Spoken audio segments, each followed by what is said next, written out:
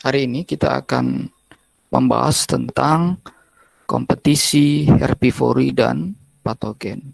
Ya. Jadi ini rangkaian dari materi-materi. Jadi awalnya populasi. Ya. Hari ini kita coba lihat di level komunitas ya, soal interaksi. Ya. Kompetisi herbivori patogen ini ya, baru sebagian interaksi ya. Nanti ada fasilitasi. Ya. Nah, itu soal interaksi ya, tapi nggak digabung dengan materi kita hari ini. Jadi hari ini hanya 3 hal ini yang akan kita bahas ya. Jadi secara umum ini cukup banyak ya materi yang akan saya sampaikan. Jadi ada pengantar nanti soal interaksi, kemudian isu kompetisi ya, mulai dari kompetisi pada level individu, kemudian sampai modelnya, baru kita masuk ke materi-materi herbivori, dan yang terakhir adalah tentang patogen. Nah, materi kompetisi ini itu ada di dalam praktikum. Jadi ini bagian dari pengantar ya, bagian dari untuk pengantar sebagai persiapan untuk kalian praktikum nanti ya, praktikum tentang kompetisi ya. Seingat saya ada acara praktikum itu tentang kompetisi. Nah, ini mungkin yang perlu dicermati oleh mahasiswa ya, karena materi ini ada kaitannya dengan praktikum ya. Ini akan memudahkan kalian sebenarnya untuk memahami acara praktikum tentang kompetisi. Oke. Jadi mudah-mudahan kalian masih ingat ya, di atribut komunitas tumbuhan itu saya pernah singgung soal kompetisi dan herbivori. Jadi ini atributnya nih, ya. Itu pertemuan beberapa waktu yang lalu tentang atribut komunitas tumbuhan. Ya. Jadi ini salah satu ciri atributnya. Dan kompetisi herbivori ya itu menentukan keanekaragaman jenis. Ya. Ini juga saya pernah sampaikan ya tentang keanekaragaman jenis ini ya, kaitannya dengan kompetisi dan herbivori. Dan di awal tadi saya sudah singgung bahwa ini adalah bentuk interaksi. Ya. Jadi kalau kita bicara interaksi ini yang terlibat ya, lebih dari satu ya. Kompetisi misalnya itu interaksi bisa antar individu ya, dalam satu spesies atau dia beda spesies. Kemudian kalau kita bicara herbivori, berarti ada interaksi antara herbivornya dengan tumbuhan. Nah, ini kita bicara interaksi. Nah, ada konsep lain yang melihat interaksi itu dalam konteks yang positif. Istilahnya fasilitasi. Tapi nanti akan dibahas secara khusus kalau fasilitasi. Ya. Jadi kalau fasilitasi itu interaksi yang positif. Ya. Jadi kalau kompetisi, herbivori itu yang interaksi yang negatif. Artinya ada salah satu pihak itu yang mengalami kerugian dia. Misalnya dia kehilangan biomasa kalau herbivori. Kalau kompetisi berarti ada yang the loser, yang kalah dalam hal pengendalian sumber daya. Itu fasilitasi. Tapi fasilitasi nanti akan dibahas secara khusus. Kemudian ada lagi interaksi yang lain, itu parasit. Nah, kalau parasit, ya kita nggak bahas secara khusus ya. Jadi kita hanya lihat kompetisi dan herbivori. Sebenarnya ada juga parasit. Nah, kalau parasit ini dia sumber nutrisi dari inang yang masih hidup ya. Kalau parasit itu. Nah, di dunia tumbuhan itu dikenal ada 2 tipe ya. Ada holoparasit, ya, ada hemiparasit. Nah, ini perlu kalian pahami nih, ya. Ada yang holo, ada yang hemi. Ya, itu contohnya kalau yang holo itu yang Rafflesia dia. Ya, biasa tumbuh di liana dia. Kemudian kalau hemiparasit itu Viscum album. Ini soal parasit ya. Nah, tumbuhan parasit ini juga menarik sebenarnya untuk jadi bahan penelitian ya. Karena di Kalbar sendiri itu menjadi rumah untuk beberapa spesies ya. Memang tidak banyak ya spesies Rafflesia yang ada di Kalimantan Barat itu. Ya. Yang saya tahu tuh ada Rafflesia tuan mudae, ada Rafflesia Padma. Ya, di literatur-literatur. Yang paling dekat itu ada di Singkawang, Cagar Alam Raipasi, seingat saya ada. Belum lagi kita bicara kerabatnya Rafflesia, Rhizanthus misalnya. Ya, dugaan saya mungkin juga ada di Kalimantan Barat. Nah, ini sebenarnya potensi untuk dikaji ya, supaya penelitian-penelitian di biologi itu lebih variatif. Nah, kalau saya sudah sampaikan ya, dalam setiap pertemuan saya hubungkan materi-materi itu dengan potensi riset. Tujuannya adalah supaya mahasiswa lebih variatif lagi, punya ide-ide yang lain dalam hal penelitian. Nah, ini silahkan ya, kalau nanti ke depannya ada yang mau mengkaji soal tumbuhan parasit. Walaupun memang di ekologi tumbuhan tidak dibahas secara spesifik soal tumbuhan parasit ini. Ya. Nah, silahkan. Nah, nanti kalian mungkin kalau ada yang ingin mengkaji Rafflesia, mungkin lihat karakter habitatnya, sebarannya itu di hutan-hutan di Kalimantan Barat misalnya. Lihat habitatnya, dia tumbuh di inang apa spesiesnya. Kemudian dia biasa tumbuh di hutan apa, dia hutan primer kah, hutan sekunder kah. Kemudian inangnya ini biasa tumbuh di tanah yang apa, tanah seperti apa dia. Atau lihat ketinggian, dia tumbuh di ketinggian berapa. Atau mau melihat kanopinya. Ya, banyak itu isu yang bisa jadi bahan kajian. Ya, silakan, ini mahasiswa sengaja saya dalam setiap pertemuan ekologi tumbuhan saya sampaikan ide-ide riset. Ya. Itu soal tumbuhan parasit. Nah, kemudian kita lihat lebih dalam soal pengertian tentang kompetisi. Ya, jadi tadi ada gambaran sekilas kompetisi herbivori.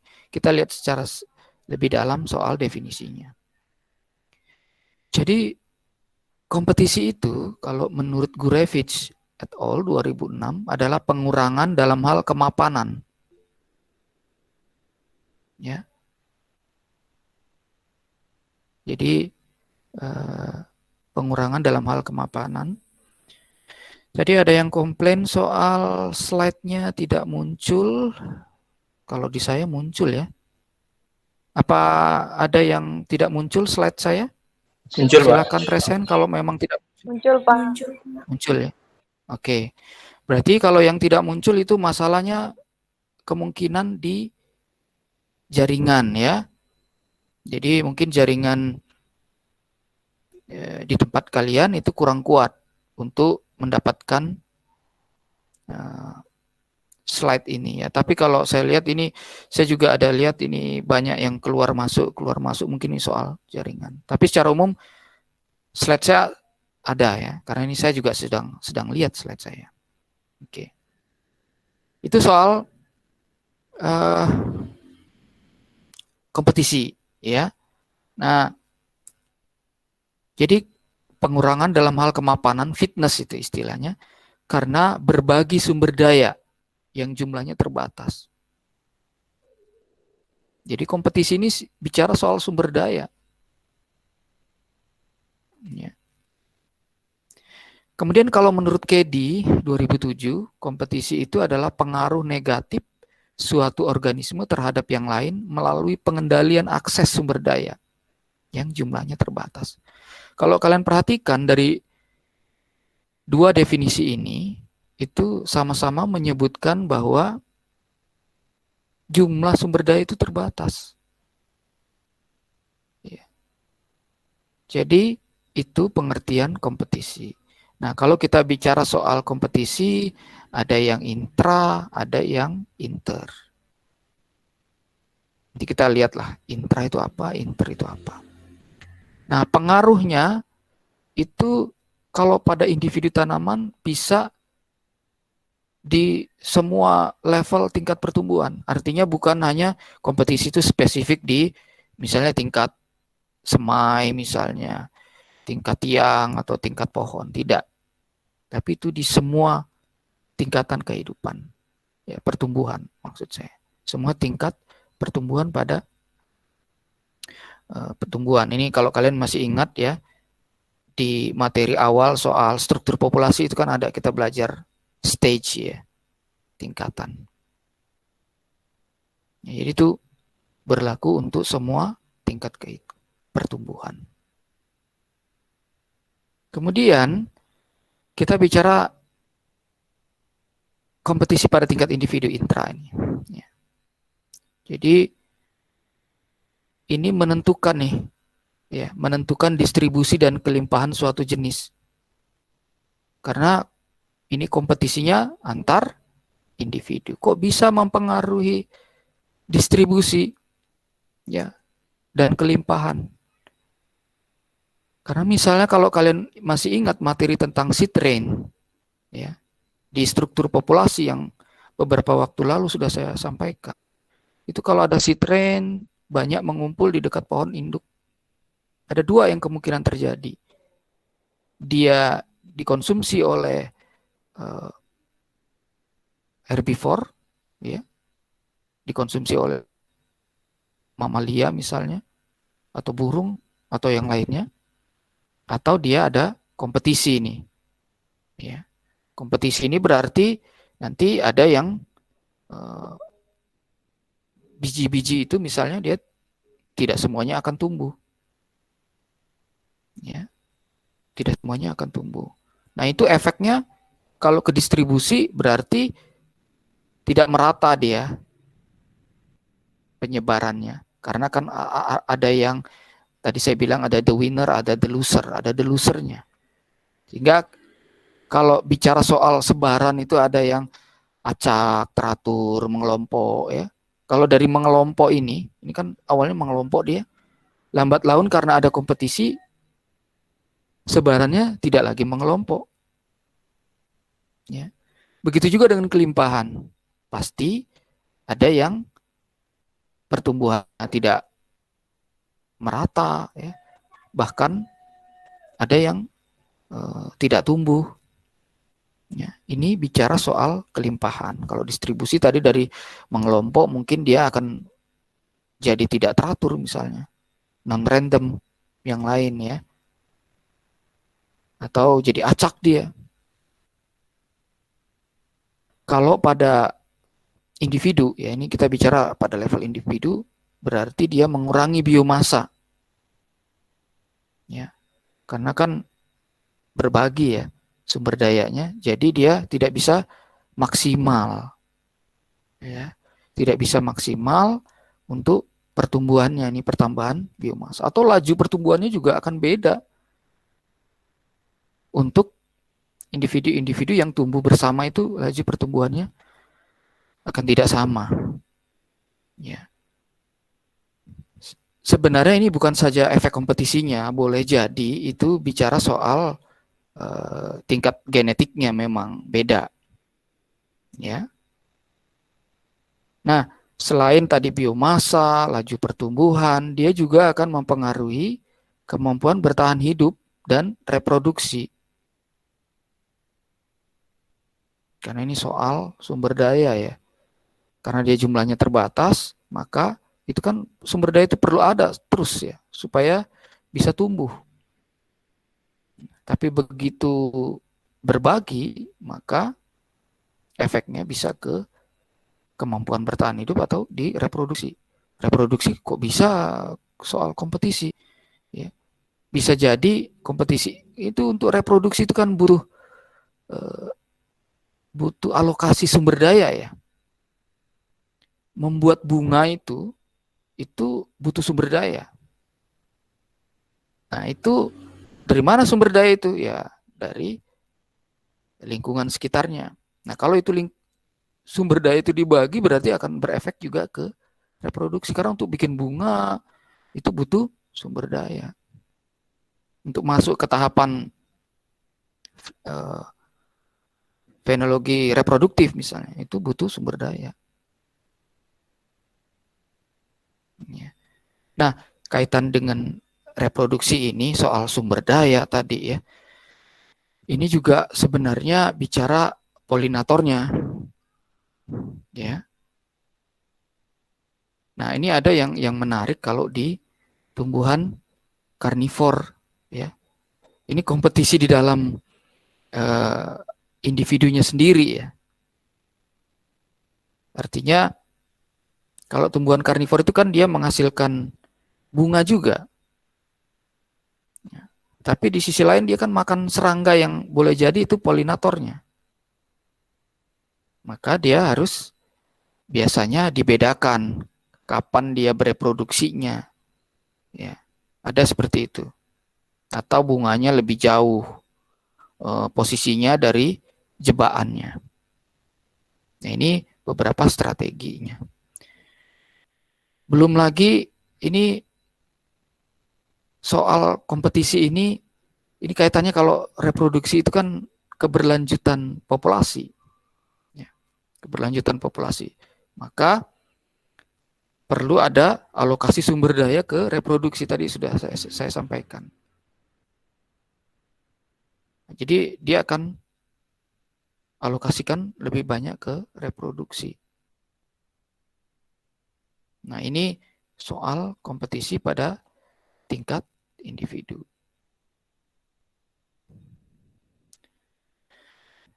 Ini ada data yang memperlihatkan hubungan antara kerapatan, ya, kerapatan tumbuhan. Ya, ini ada dua tumbuhan yang berbeda. Ya, dua tumbuhan yang berbeda. Yang A ini Trifolium subterraneum, yang B ini yang di bawah itu Bromus unioloides. Ya. Nah, ini sumbu X-nya itu jumlah bijinya per meter persegi. Ya. Kalau yang ini satuannya pot, ya, kerapatan di dalam pot. Kalau ini biji, ya, banyaknya per meter persegi. Nah, yang diamati adalah berat kering, ya. Jadi dari hasil pengamatan ini, ya, kalau kerapatannya rendah, ini kita bicara soal kerapatan nih, thousand of seeds, ya, ribuan biji per meter persegi.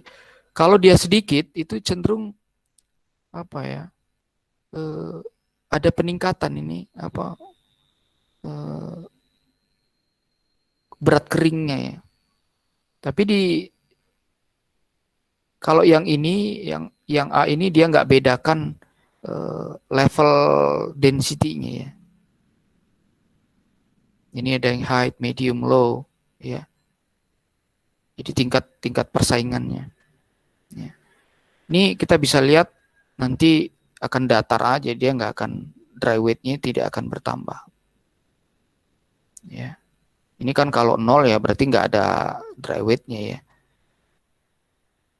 Jadi pada level tertentu, ya, kompetisi itu dia akan bukan berarti akan naik terus, karena kan jumlah individunya akan banyak, ya.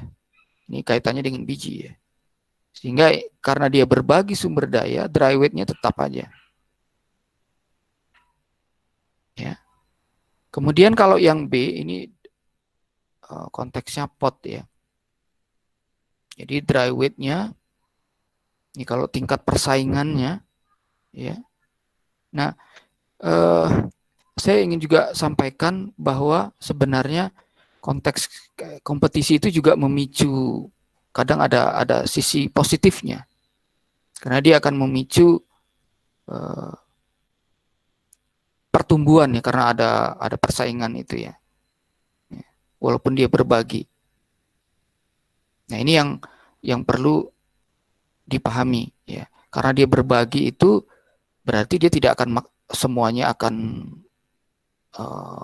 naik itu ya, tidak akan naik terus ya. Pada level-level tertentu dia mungkin akan steady ya posisinya, tidak akan bertambah lagi karena kan dibagi sumber dayanya.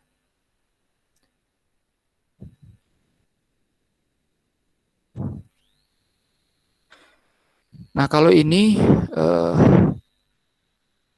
hari ya. Nah, ini baru kita bisa lebih lihat lebih jelas ya, bahwa kalau dia pada hari-hari ini kalau 0 ya, ini masih sama semua. Ini masih trifolium subterraneum ya, dipanen beda hari ya.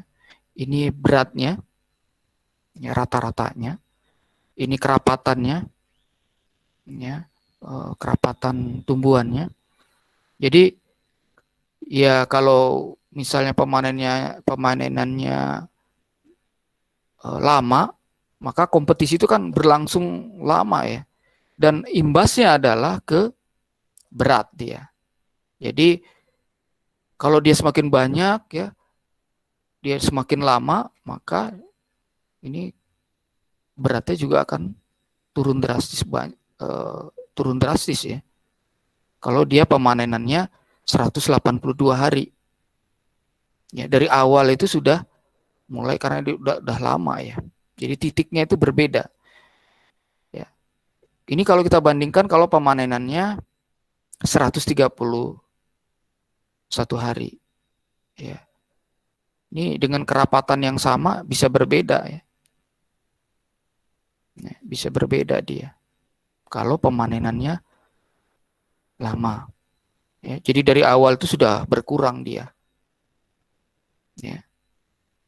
Ini kalau hanya 61 hari ya, dengan jumlah kepadatan yang berbeda. Artinya ya tadi pengurangan tingkat kemapanan misalnya, kalau dia semakin lama ya kompetisinya.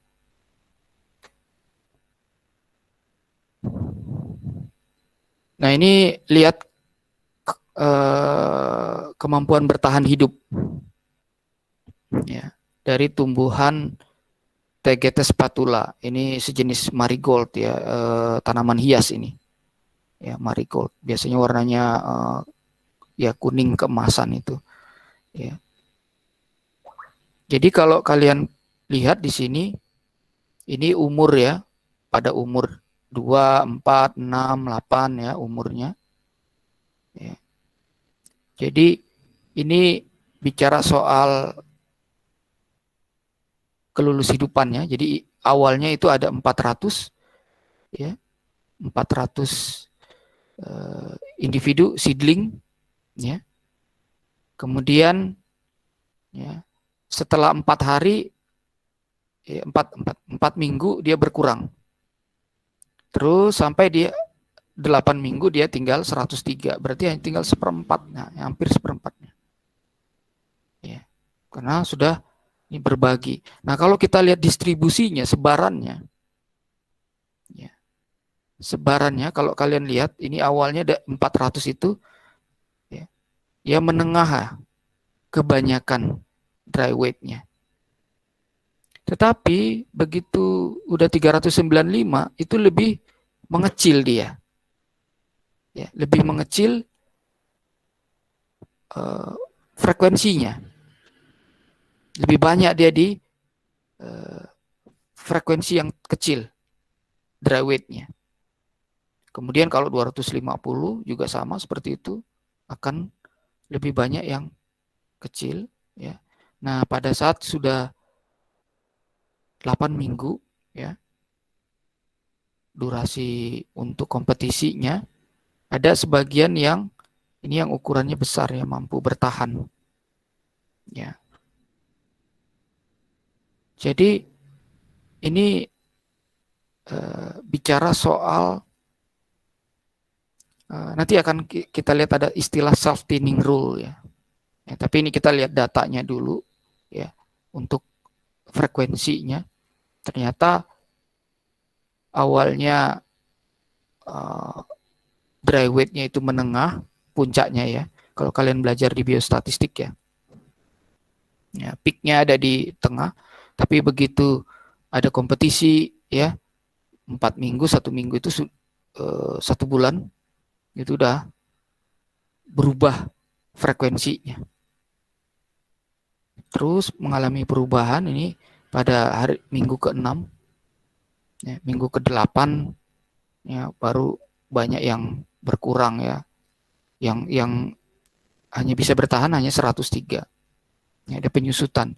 Jadi di sini kita bisa lihat pertama jumlah yang bertahan hidup berkurang. Ya. Yang kedua, dia merubah frekuensinya dari tiap-tiap kelas tingkat pertumbuhannya.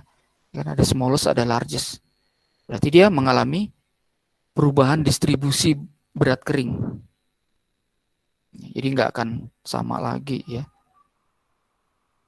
Nah, nanti kaitannya dengan self-thinning ya. Jadi pengurangan individu yang kecil biasanya ya, dari populasi.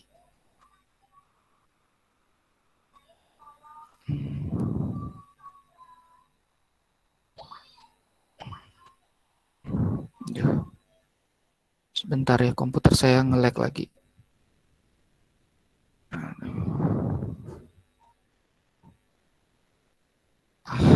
Sebentar.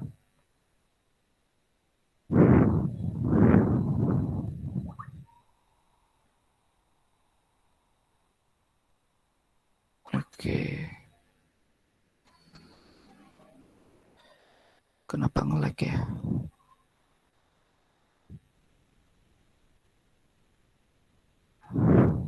Oke, sorry ya.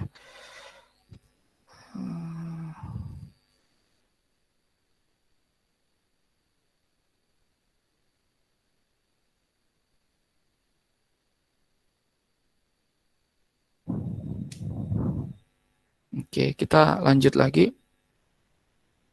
Ini bicara soal data lagi. Ini lihat seedlingnya itu, tapi kemunculannya, ya urutan kemunculannya, ya dari ukurannya ya. Ini ada 3 populasi, ya dari tumbuhan Poaceae dactylis glomerata, ya yang ditanam dengan kerapatan tinggi.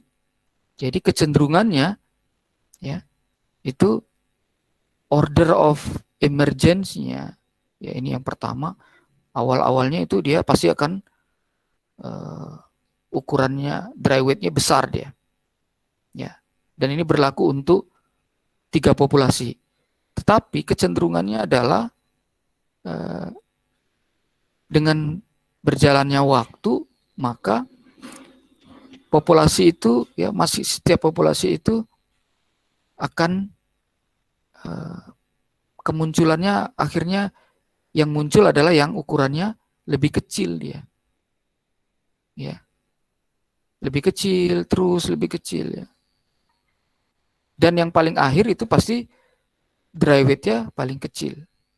Nah, nanti coba di praktikum kalian bisa lihat. Tapi mungkin kalau saya nggak begitu tahu untuk praktikum itu yang dilihat seperti apa, ya parameternya saya agak lupa itu ya.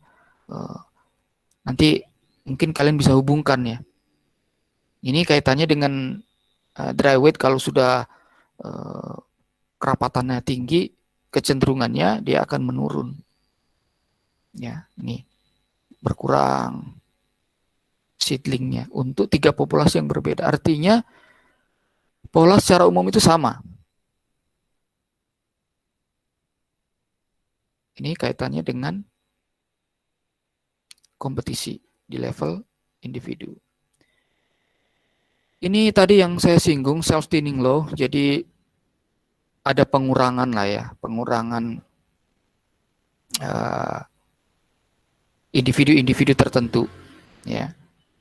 Nah ini jadi kalau self-thinning itu hubungan ya dikaitkan dengan rata individu dengan kerapatannya yang bisa bertahan hidup. Jadi kalau kalian perhatikan ada yang tumbuh-tumbuhan yang individu yang kecil dia akan mati. Ya. Jadi ini grafiknya ya. Jadi dia nggak akan polanya bukan berarti ini data log ya. Data log untuk tinggi tanaman dengan kerapatannya. Ya. Jadi kalau kerapatan semakin tinggi berarti dia akan ya tingginya juga akan semakin rendah. Jadi ada kelompok, kalau dalam ilustrasi sebelumnya soal frekuensi tadi, ada kelompok-kelompok yang individu kecil itu akan mati dia. Ya. Sehingga nanti akan mempengaruhi hubungan antara individu-individu yang tersisa jadi. Jadi hanya ukuran-ukuran. Makanya di slide sebelumnya ada kok bisa ada yang ukurannya besar tadi. Ya, ini ada saya lihatkan ya. Ini kok bisa ada yang besar? Karena sebagian yang ukurannya kecil itu individu yang berukuran kecil akan mati dia. Ini ada istilahnya nih. Death remove the smallest individual from the population. Jadi ada yang ukurannya kecil itu akan mati. Ya. Konsep ini sebenarnya ada juga di ekologi hewan, tapi saya nggak tahu ya istilahnya. Mungkin sama, bisa jadi beda. Ya. Ini istilahnya self-thinning law. Jadi thinning itu mengecil ya, atau menyempit, nah, atau menipis ya. Nah ini kaitannya dengan individu-individu yang hilang. Ya. Nah, oh ya, saya lupa jelaskan rumusnya ya. Jadi W itu beratnya, tinggi, ya beratnya, weight. Tadi saya bilang height ya, salah lihat saya. Ini beratnya itu sama dengan C, ya, kerapatannya minus 3/2. Jadi C itu dipengaruhi oleh pertumbuhan tinggi. Ya, jadi pertumbuhan vertikalnya. Dan ini juga ada kebutuhan untuk kekuatan struktur ya, karena untuk pertumbuhan itu dia butuh membangun struktur yang kuat. Ya. Kemudian juga toleransi pada naungan. Jadi untuk tumbuhan-tumbuhan tertentu ya, pada level tingkat semai dia butuh banyak ya cahaya sebenarnya pada level semai ya. Dia butuh itu supaya dia bisa memproduksi ya untuk fotosintesis ya. Nah, kalau ada naungan maka tidak akan maksimal fotosintesisnya ya. Performanya akan beda pada saat naungan dengan yang tidak ada naungan, daerah terbuka. Nah, apa cirinya kalau tanaman-tanaman yang di bawah naungan dia berdaunnya lebar ya, cenderung ya, berdaun lebar. Tapi kalau yang daerah terbuka dia kan daunnya kecil. Ya. Nah, ini sebenarnya kalau kalian belajar mungkin di Morantum itu juga mungkin kalian tahu ada tanaman-tanaman tertentu yang ukuran daunnya besar misalnya ya. Seperti kalau di di hutan itu aduh saya lupa nama genusnya, makaranga. Oh ya, makaranga itu tumbuhan pionir ya. Jadi kalau tumbuhan pionir itu dia tumbuh duluan, ya, dia tumbuh cepat. Jadi dia pertumbuhannya tinggi, kemudian dia bangun strukturnya supaya menopang karena dia bertambah tinggi. Kemudian dia kalau tumbuhan pionir tidak tahan naungan. Jadi begitu tumbuhan pohon-pohon kelimak itu semakin tinggi ya walaupun dia agak lambat ya. Tetapi kalau dia sudah menutupi tumbuhan pionir maka tumbuhan pionirnya akhirnya hilang dia. Ya. Nah, bicara soal self-thinning rule ini atau self-thinning law ini memang masih ada perdebatan apakah itu umum di semua populasi tumbuhan, apakah memang memiliki pola yang sama, ya. Hanya saja itu yang sampai saat ini masih ditemukan di buku-buku teks self-thinning law ini. Ya. Karena boleh jadi pada spesies-spesies tertentu self-thinning law ini boleh jadi nggak berlaku. Ya. Oke, itu tentang kompetisi pada tingkat individu. Nah, kita masuk ke ini soal udah beda spesies ya, interspesifik dia. Kemudian kita juga lihat alelopati dan kita singgung sedikit tentang fasilitasi. Jadi di penjelasan sebelumnya itu kan ada pengendalian sumber daya, ada yang the winner, ada yang the loser. Artinya kalau yang the winner ini kan berarti kompetitor unggul dia. Sementara yang the loser itu yang ya kompetitor yang rendah dia. Nah, kok bisa ada ini yang unggul, ini yang rendah, ya? Ini kaitannya dengan trade-off ya.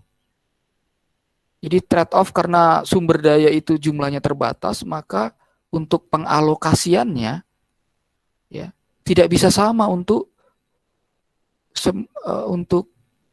semua karakter. Ya, tidak bisa sama dia. Misalnya karakter di sini konteksnya apa ya? Ini misalnya untuk biomasa di daun, apakah dia untuk di batang, apakah dia untuk di akar? Ya. Karena tadi sumber dayanya terbatas, maka boleh jadi dia berubah.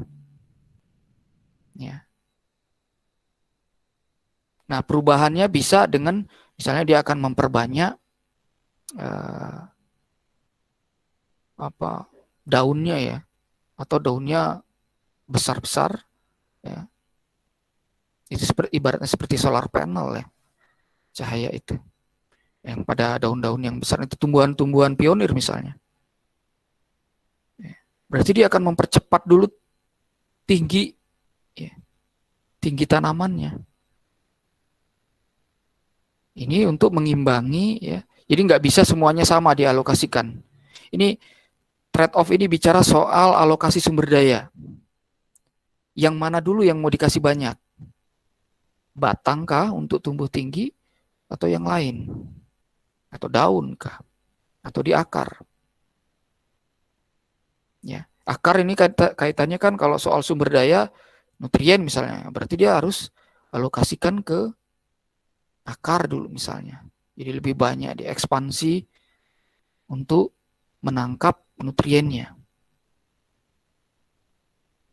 Atau dia punya strategi nih, strategi yang bisa membantu dia berhasil di lingkungan tertentu strateginya. Ya. Misalnya strateginya dia tumbuh lambat ya, tumbuh lambat terus ya. Tetapi kan nanti pada saatnya ini kalau mau dipotret itu di proses regenerasi di gap pada hutan hujan misalnya. Itu kan yang kompetitor unggul pada awalnya itu tumbuhan-tumbuhan pionir tuh. Dia tumbuh cepat ya.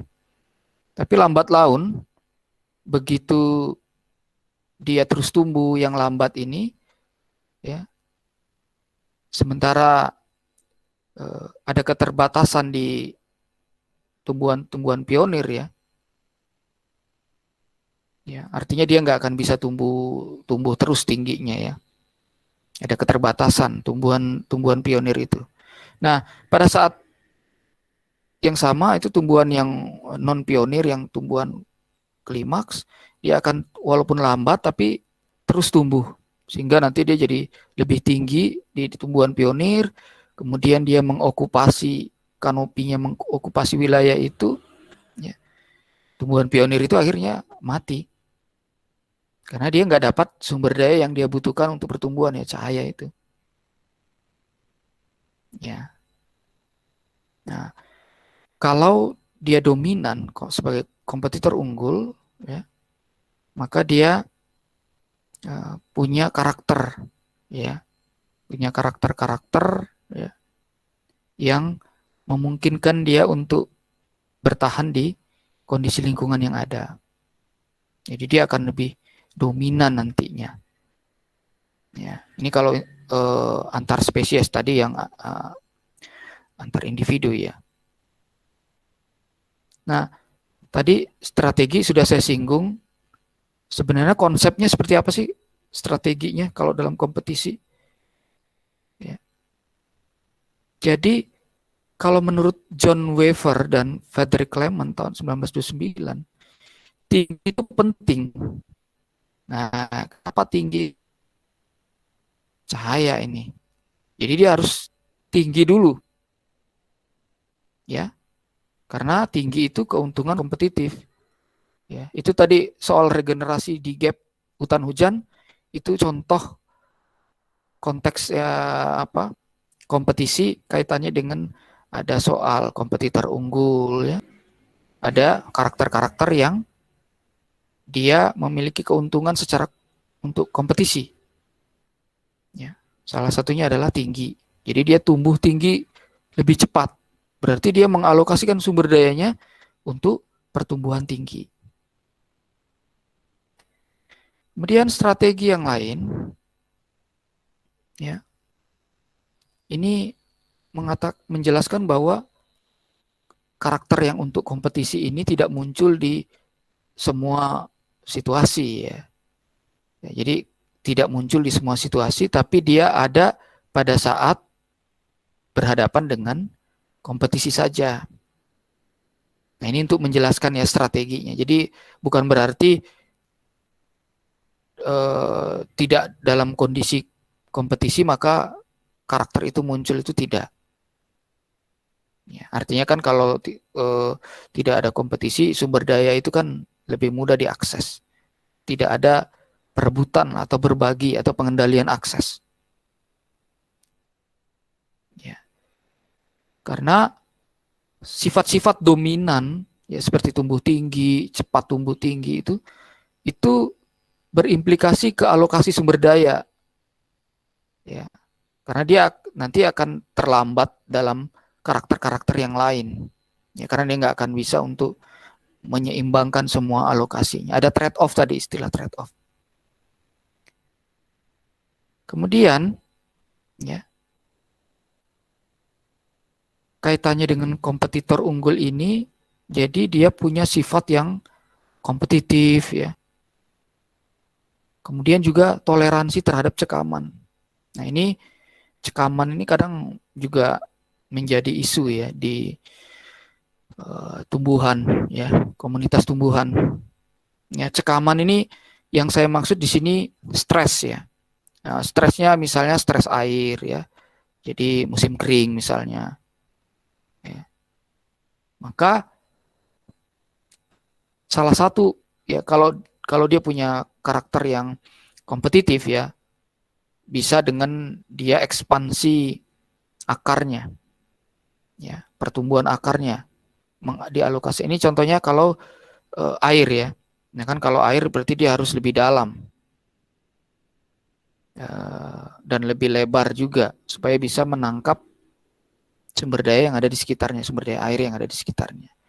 Nah, cara lainnya adalah dia toleransi terhadap cekaman. Artinya walaupun dalam kondisi yang kurang air dia masih mampu bertahan. Seperti apa bisa bertahan di cekaman? Cekaman ini banyak, ya. Bisa karena logam berat, bisa karena salinitas, ya, bisa karena air, dan banyak lagi. Itu kalian pelajari di ekofisiologi tumbuhan itu. Soal cekaman, karena itu memang konteksnya ya di ekofisiologi tumbuhan soal cekaman atau stres.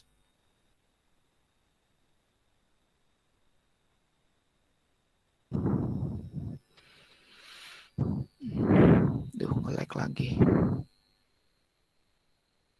Oke.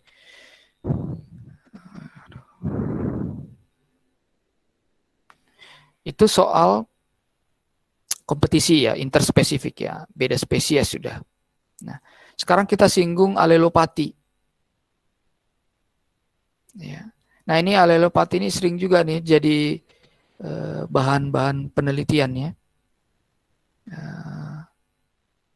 Oh ya, mungkin saya singgung soal peluang riset di kompetisi ini yang seperti apa ya. Ini kalau kalian ingin penelitian yang kaitannya dengan kompetisi ini bisa boleh jadi soal, mungkin saya pernah singgung ya, tumbuhan, misalnya tumbuhan karnivor ya, Nepenthes, beda spesies, tumbuh di satu habitat, kemudian dilihat apakah mereka memangsa serangga yang berbeda, itu istilahnya resource partitioning. Ada nggak dia beda antar spesies itu? Ya. Nah, ini juga bisa tuh jadi bahan kajian. Ya, walaupun kajian ekologi tumbuhan yang seperti ini perlu pengetahuan soal entomologi, ya. Jadi saya kebetulan juga untuk S3 saya mengkaji apa sih yang dimangsa oleh tumbuhan karnivor. Nah, karena serangga, maka saya juga belajar soal entomologi, ya. Sehingga saya juga belajar soal pengenalan jenis, ya, pengenalan jenis pada serangga-serangga, Diptera, ya, kelompok-kelompok itu, kumbang dan lain sebagainya. Nah, ini soal interaksi ini menarik sebenarnya. Ya. Nah, kalian kalau ada yang tertarik, berarti kalau mau bicara soal tumbuhan karnivor perlu belajar entomologi juga supaya tahu ya. Itu bukan belajar serangganya ya. Jadi saya ingatkan, ini bukan belajar serangganya, ini bukan di entomologi secara khusus, tapi ini soal interaksi. Ya, tumbuhan dengan ya yang dimangsanya. Nah, soal alelopati, sebelum saya sampaikan soal peluang-peluang risetnya, saya jelaskan dulu. Jadi alelopati itu penghambatan secara kimiawi terhadap pertumbuhan suatu organisme oleh organisme lainnya. Ya. Jadi dia punya melepas senyawa tertentu ini. Ingat ya, yang namanya produksi tadi di kompetisi sudah disinggung. Karakter seperti ini, ya, karakter seperti ini itu ada konsekuensinya, ada cost-nya, ada biayanya. Ya. Karena tumbuhan akhirnya dia mengalokasikan sumber dayanya ke alelopati misalnya. Kalau tadi dalam hal kompetisi dia tumbuh tinggi. Nah, kalau ini dia berarti mengalokasikan sumber daya untuk melepaskan senyawa kimia tertentu. Nah, alelokimia itu ya, itu dari akar eksudatnya ya. Kemudian itu lepas ya senyawa kimianya dari jaringan tumbuhan yang hidup atau yang mati. Nah, kaitannya dengan alelopati ini ada 3 dia dalam konteks ekologi ya. Ada yang unintentional alelopati, jadi nggak sengaja dia. Ada yang paralel ya. Ada yang primary, nanti kita lihat satu-satu ya. Yang primary ini berarti dia memang melepaskan alelopati tujuannya. Ya, kalau paralel selain alelopati juga ada yang lain yang dia lepaskan. Ya. Kalau unintentional itu berarti tidak sengaja memang memproduksi alelokimia.